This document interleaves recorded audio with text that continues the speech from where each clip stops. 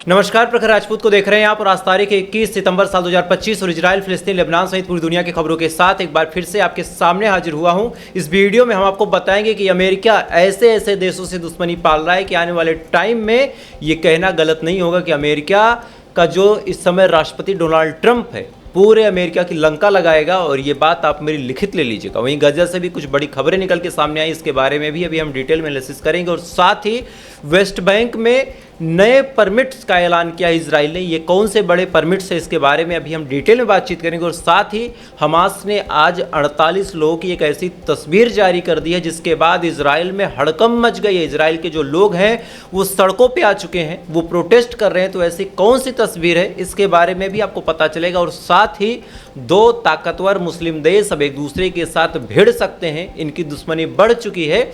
और क्यों बढ़ चुकी है, क्या बड़ा मामला है, वो आपको डिटेल में पता चलेगा। इस वजह से वीडियो को लास्ट तक जरूर देखिएगा।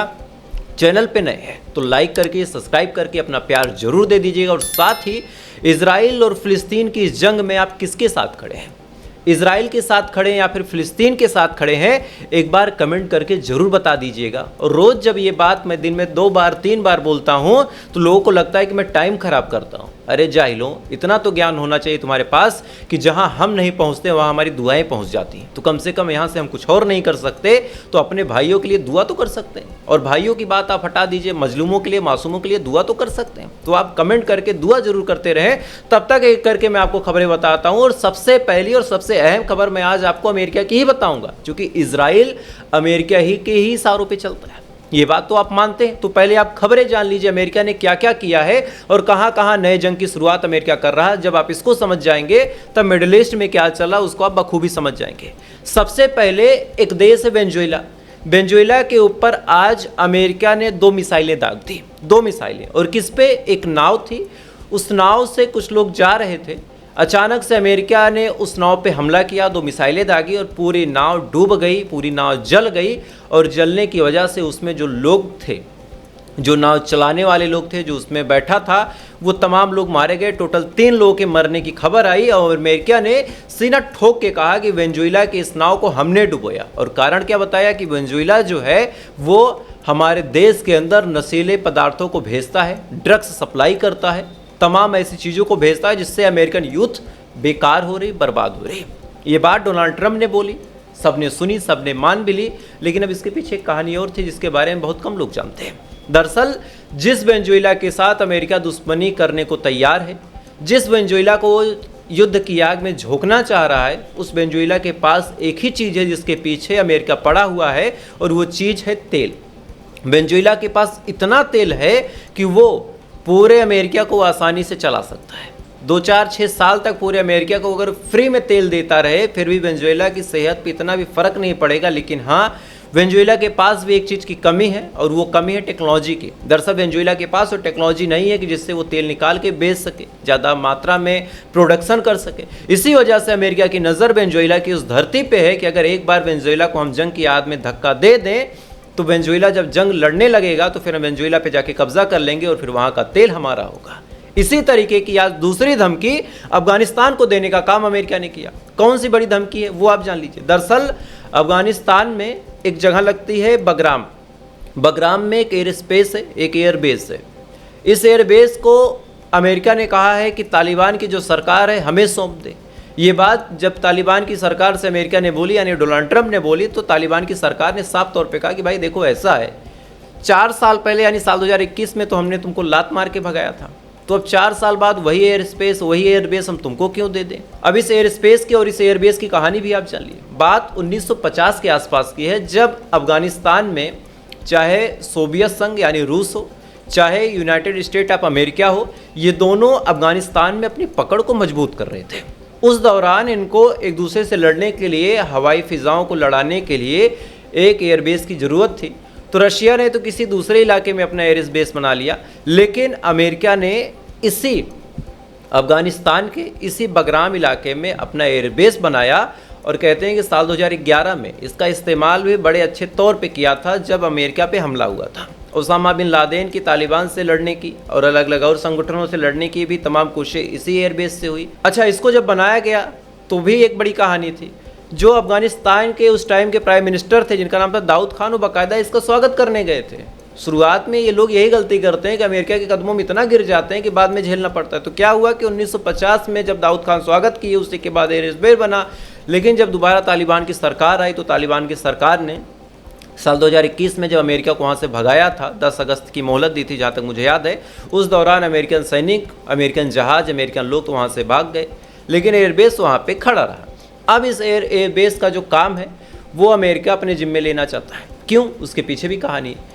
इस एयरबेस से चाइना के न्यूक्लियर फैसिलिटीज़ की दूरी महज चंद किलोमीटर की है। तो उस न्यूक्लियर फैसिलिटी को खतरे में लाने के लिए अमेरिका को ये एयरबेस चाहिए। अगर ये एयरबेस अमेरिका को मिल जाता है तो चाइना की जो न्यूक्लियर फैसिलिटी है, चाइना की जो न्यूक्लियर साइट्स हैं, वो तमाम चीज़ें अमेरिका के रडार में आ जाएंगी, अमेरिका के जद में आ जाएंगी। इस वजह से अमेरिका का कहना है कि अफगानिस्तान का जो एयरबेस हमारे नाम पे 1950 में बना था, वो एयरबेस हमें मिलना चाहिए। अब इस पे अफगानिस्तान का कहना है कि भाई तेरी लड़ाई चाइना से है, तू अपना समझ। तेरी लड़ाई चाइना से, इसका मतलब ये थोड़ी ना है कि तू हमारी धरती से आके लड़ेगा, और तेरी मेरी तो ऐसे भी नहीं बनती। इसी बात को लेके अफगानिस्तान को फिर से डोनाल्ड ट्रंप ने बड़ी धमकी दी।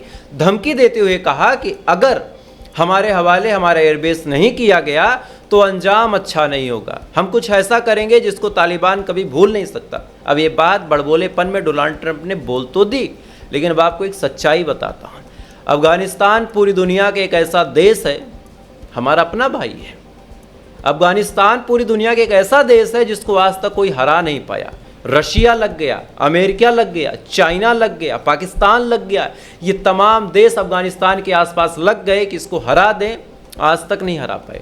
और तालिबान की सबसे बड़ी खासियत ये है, तालिबान में जो अफगानी भाई रहते हैं हमारे, उनकी सबसे बड़ी खासियत ये है कि ये गोलियां चलाने में एक्सपर्ट होते हैं। बच्चों के हाथ में आपको AK-47 मिल जाएगी, तो इनसे लड़ना नेक्स्ट इम्पॉसिबल है। अच्छा, दूसरी बात, अफगानिस्तान की जो लोकेशन और स्ट्रेटेजिक लोकेशन है, पहाड़ी, घाटियाँ, पानी, वहाँ ना तो B-2 बॉम्बर लेके जा सकते हैं, ना ही F-35 लेके जा सकते हैं, और पहाड़ों पे बम गिराना, कई लाख करोड़ के बम गिराना कोई बुद्धिमानी होगी नहीं। तो अफगानिस्तान को जीतना किसी भी देश के लिए नामुमकिन है, ये बात आप लिख के ले लो। और अगर यहाँ ट्रंप भिड़ने जाते हैं तो ट्रंप को केवल और केवल जलील होना पड़ेगा, ये भी एक बड़ी सच्चाई है। बहरहाल अगली खबर का रुख करते हैं। अगली खबर, ट्रंप ने भारतीयों के लिए भी मुश्किलें पैदा कर दी। हुआ क्या? जो H-1B वीज़ा पहले 6 लाख का मिलता था, अब भारतीयों को 88 लाख रुपए में मिलेगा। और इसको लेके ईरान ने बाकायदा मोदी साहब की मिमिक्री करते हुए मजाक भी उड़ाया। आप पहले वीडियो देखिए। Ladies and gentleman, I present to you my friend, a friend of India, a great American president mister Donald Trump. इस वीडियो में आप देख सकते हैं कि मोदी साहब कैसे कह रहे हैं कि डोनाल्ड ट्रंप मेरा बड़ा अच्छा दोस्त है। और इस वीडियो को बाकायदा पोस्ट किया, शेयर किया ईरान की मिलिट्री ने, और उसने मजाक उड़ाते हुए कहा कि भाई देखो ये इनकी कैसी दोस्ती है। एक तरफ मोदी साहब दोस्ती दोस्ती कह रहे हैं, दूसरी तरफ अमेरिका ने सेंसस लगा दिया। अब H-1B वीजा क्या, वो भी आप जान लीजिए। H-1B वीजा एक ऐसा वीजा है कि अगर आपके पास कोई स्किल है, जैसे मैं वीडियो बहुत अच्छी बनाता हूँ, मान लीजिए, हालांकि नहीं बना पाता हूँ, मेरी एडिटिंग बड़ी अच्छी हो, मान लीजिए, हालांकि वो भी नहीं है, या फिर मेरे अंदर गाने की कला हो, मैं कोई बिजनेस बढ़िया कर सकता हूँ, तो इन तमाम चीज़ों को अगर अमेरिका में मैं जाके करना चाहूँ तो अमेरिका कहता है कि ऐसे लोग हमारे पास आएँ। आने के बाद यहाँ वीज़ा उनका मिल जाएगा 6 लाख रुपए में, यहाँ पे अपना बिजनेस डालें। इससे फ़ायदा अमेरिका को भी होता था, जो कि टैक्स मिलता था। अब इसी वीज़ा को लेके डोनाल्ड ट्रंप ने बड़ा ऐलान किया और कहा कि भारतीयों को ये वीज़ा 88 लाख रुपए में मिलेगा।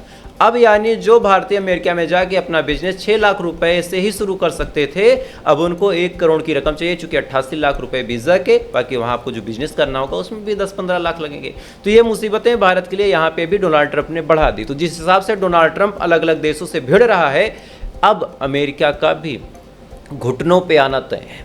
चूँकि जिस भारत से ये भिड़ रहे हैं, जिस अफगानिस्तान से ये भिड़ रहे हैं, इन दोनों देशों की खासियत है कि इन दोनों देशों को ग्रेवयार्ड ऑफ एम्पायर कहा जाता है। हिंदी में बताऊं तो साम्राज्यों का कब्रिस्तान। अच्छे अच्छे लोग आए, यहाँ पे आने के बाद कब्जा करने की जब कोशिश की, आप उनकी कब्रें देख सकते हैं। ये दोनों देश न जाने कब से हैं और हमेशा से ही ऐसे रहेंगे, इनका कोई कुछ इतना सा नहीं उखाड़ सकता। ये बात अमेरिका को समझनी पड़ेगी।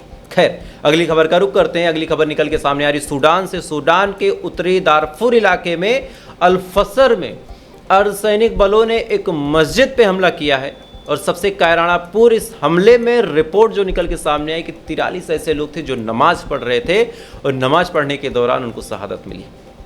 नमाज पढ़ने के दौरान ये 43 लोग पढ़ रहे थे, अचानक से एक ड्रोन से हमला हुआ, ड्रोन में बम लगा था, ड्रोन आके वहाँ पे भिड़ता है उस मस्जिद से, ब्लास्ट होता है, मस्जिद ढह जाती है, 43 के करीब लोग मारे जाते हैं। सूडान की सरकार ने कहा कि हम जांच पड़ताल कर रहे हैं, लेकिन वही बात है कि जब निशाना मस्जिद और मंदिर होने लगे तो फिर जांच पड़ताल का कोई मतलब नहीं बनता। आप इस बात की गहराई को समझिएगा कि जब निशाने पे मंदिर और मस्जिद आ जाएं तो फिर जांच पड़ताल नहीं होती, वहाँ फिर सरकार की ही मिलीभगत होती है और ये बात सबको समझ जानी चाहिए। खैर, अगली खबर का रुख करते हैं। अगली खबर गजा से निकल के सामने आ रही है कि गजा में इजराइल के हमले लगातार तेज हो रहे हैं। हमला इतना भयानक हो रहा है कि न जाने कितने लोग अपनी ज़िंदगियों को अलविदा कह के इस धरती को छोड़ चुके हैं, न जाने कितने ऐसे हैं जो जीते जी मौत का मंजर देख रहे हैं। अगली खबर इसी में आपको बताऊंगा कि जब गजा के अंदर मौत का मंजर बढ़ता चला गया तो उस हाल में हमास ने आज एक वीडियो, एक फ़ोटो रिलीज़ की और इस फोटो ने इजराइल में मातम पसरा दी है। दरअसल इस फोटो को शेयर करते हुए 48 लोगों की एक फ्रेमिंग थी, उसमें 48 ऐसे लोग थे जिनको हमास ने बंधक बनाया था। इन तस्वीरों को शेयर करने के बाद हमास ने कहा कि हमें नहीं पता कि इनमें से कितना जिंदा है और कितना मर गए। अब 48 के जो परिवार वाले थे भाई, वो तो पगला गए। फ़ौरन तेल अवीव की सड़कों पे दौड़ते हुए नेतन्याहू की जो सरकार है उसको गाली देते हुए कहने लगे कि भाई हमारे वाले को छुड़ा दो। अच्छा, कौन मानने को तैयार होगा कि भाई मेरे घर का मर गया? सबको तो यही लग रहा है कि मेरे घर का जो बेटा है, मेरा जो भाई, वो जिंदा है। नेतन्याहू उस बात को इग्नोर कर रहा। अब तमाम लोग कह रहे हैं कि इनफ इज इनफ, अब अति हो गई है, अब सीज फायर कर दो नेतन्याहू। इधर नेतन्याहू सीज फायर करने को तैयार नहीं है और जब सीज फायर करने को ये भाई साहब तैयार नहीं है तो फिर हमास क्या करेगा? इधर बात सीज फायर की मैं कर रहा हूँ। अभी रिपोर्ट निकल के सामने आई है कि आज आईडीएफ ने हमास के एक स्नाइपर को मार दिया जिनका नाम मेजर अबू सलामिया स्नाइपर थे। ये आईडीएफ को निशाना दूर से बना के दूर से गोली चलाते थे। इनकी स्ट्रेटेजिक लोकेशन कहीं से मिल गई, उसके बाद आईडीएफ ने बड़ा हमला किया और इस हमले में इनको मार गिराया। अब एक तरफ हमास को बड़ा नुकसान पहुंचाने का काम आईडीएफ कर रहा है, गाजा के लोगों को मारने का काम आईडीएफ कर रहा है, और दूसरी तरफ इजराइल के जो लोग हैं ये उम्मीद लगा के बैठे हैं कि फिलिस्तीनी खुद सीज फायर कर दे। भाई एक तरफ से सीज फायर कैसे होगा? सीज फायर हमेशा दोनों तरफ से होता है। अब इसी बात को लेकर जो समझदार लोग हैं वो नेतन्याहू की मुखालफत कर रहे हैं और मुखालफत करते हुए कह रहे हैं कि जल्द से जल्द सीज फायर कराओ, नहीं तो अंजाम अच्छा नहीं होगा। बहरहाल अब सीज फायर होगा या नहीं होगा ये ऊपर वाला जाने, तब तक मैं आपको अगली खबर बताता हूँ। और अगली खबर निकल के सामने आ रही है और इसके बारे में मैंने आपको परसों बताया था कि इनके 2 सैनिकों को, आईडीएफ के 2 सोल्जरों को गोली मार दी गई थी और जांच पड़ताल हो रही थी कि गोली किसने मारी। अब जब रिपोर्ट निकल के सामने आई है तो इस रिपोर्ट ने सबको हैरान कर दिया। गोली मारने वाला कोई और नहीं, एक जॉर्डन का रहने वाला ट्रक ड्राइवर था जो मदद की ट्रक लेके गजा के अंदर आ रहा था। आईडीएफ के लोगों ने जैसे ही रोकने की कोशिश की, इसी दौरान वाद विवाद हो गया। इस ट्रक ड्राइवर का मूड खिसक गया, इसने बंदूक निकाली और गोली मार दी। चूंकि इसका कहना था, इसके हिसाब से आईडीएफ जो है वो मदद की ट्रकों को रोकती है और इस वजह से इस आदमी ने गोली मार दी। हालांकि इसको गिरफ्तार करने की कोशिश की गई है, पकड़ा जाएगा तो क्या होगा हम सभी जानते हैं, लेकिन इसने गोली मार दी है। और ये जॉर्डन का ह्यूमैनिटेरियन एड ट्रक ड्राइवर था, यानी जो मदद की ट्रक्स आती हैं उसका एक ड्राइवर था और इसने ही गोली मार दी। खैर, अगली खबर का रुख करते हैं और अगली खबर निकल के सामने आ रही ईरान से। दोस्तों, ईरान लगातार ऐसी मिसाइलों की टेस्टिंग कर रहा है जिसके बाद ईरान खुद कह रहा है कि ऐसी मिसाइलें हमारे पास ही नहीं थी। यानी ईरान की मिसाइलें पहले से कहीं ज़्यादा खतरनाक हैं, पहले से कहीं ज़्यादा मजबूत हैं और पहले से कहीं ज़्यादा इम्पैक्टफुल है। अब इन मिसाइलों को लेके ईरान ने जब ये दावा ठोका, इसी दौरान मोसाद के चीफ का एक ऐसा बयान निकल के सामने आया जिसने ईरान को भी अंदर से हिलाया है। वीडियो क्या है, आप उसको देख लीजिए। Although we have proven that Iran is penetrable, we are not letting up. The Mossad has very strong operational capabilities, even more extraordinary and powerful than before, especially inside Iran and even in the heart of Tehran. We have demonstrated our capabilities, but we have also shown what we are willing to do to safeguard the security of the State of Israel.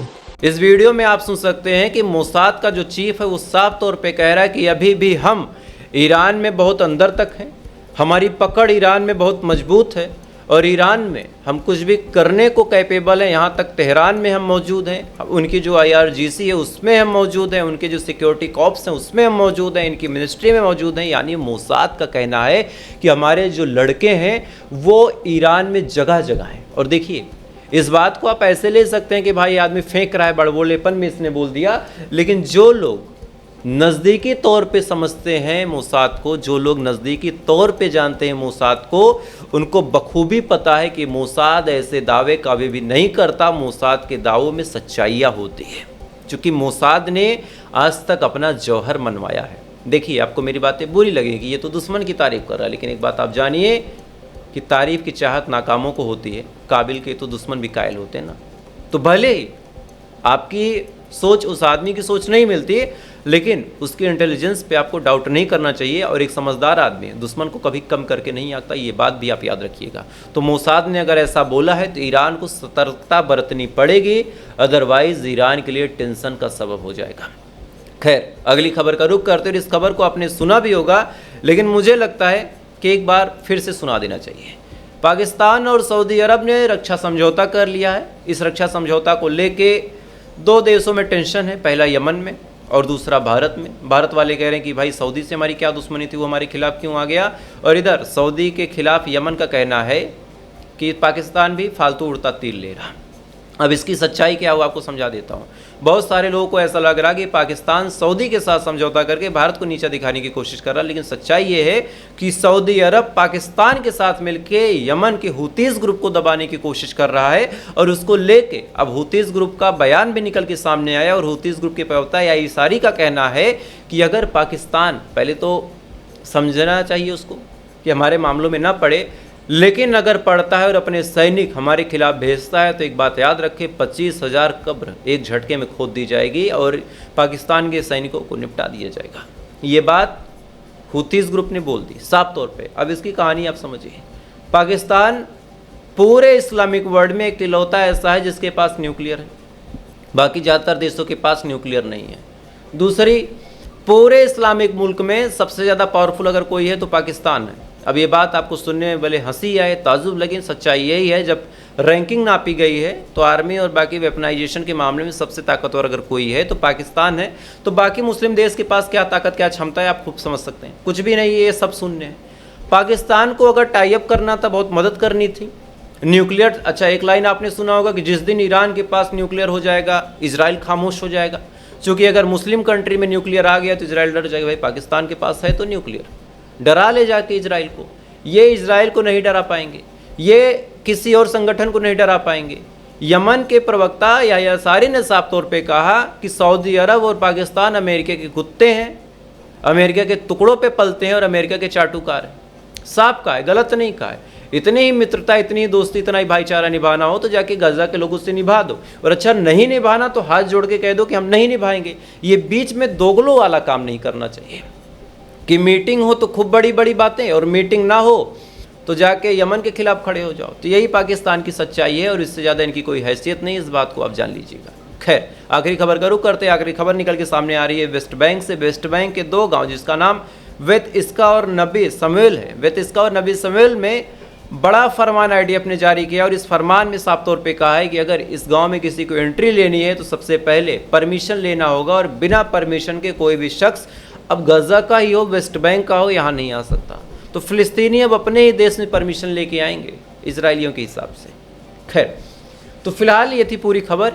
इस खबर के बारे में आपकी क्या राय है comment जरूर कीजिएगा। वीडियो अच्छा लगा तो लाइक सब्सक्राइब करके अपना प्यार दे सकते हैं। बाकी थोड़ी देर बाद आपसे फिर मुलाकात होगी इजराइल, फिलिस्तीन, लेबनान सहित पूरी दुनिया की खबरों के साथ। तब तक आप अच्छे रहें, खुश रहें, अपना ख्याल रखें, अपने देश का ख्याल रखें। ऊपर वाला आपकी हिफाजत करें।